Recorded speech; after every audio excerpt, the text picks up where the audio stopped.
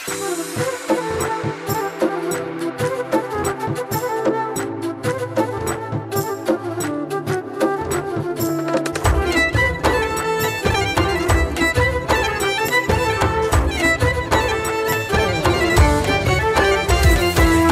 نگاهی چشمی شلایت دلم را میبرد، خنده و ناز و تمنای دلم را میبرد، دلم را میبرد.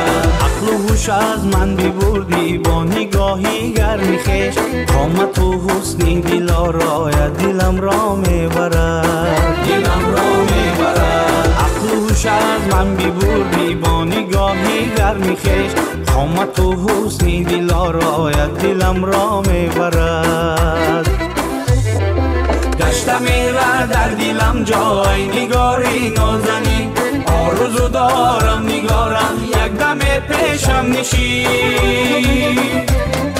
یک دم پیشم نشین.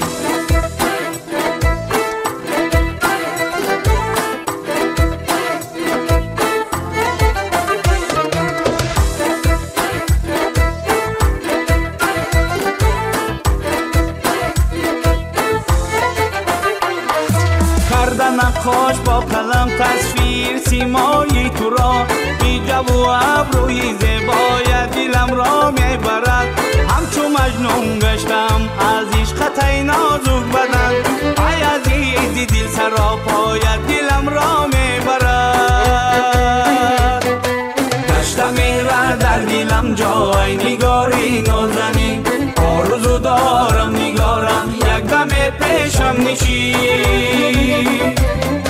یک دم پیشم نشین.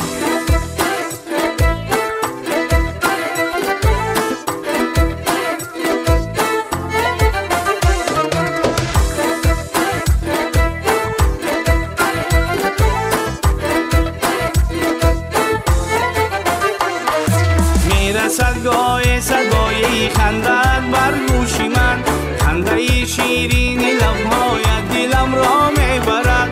آرزو دارد رحیمی در هم آغوشش شوی، آغوش جان بخشی شب‌هایت دلم را میبرد. گشته مهر در دلم جای نگاری نازنین، آرزو دارم نگارم یک دم پیشم نشین، یک دم پیشم نشین.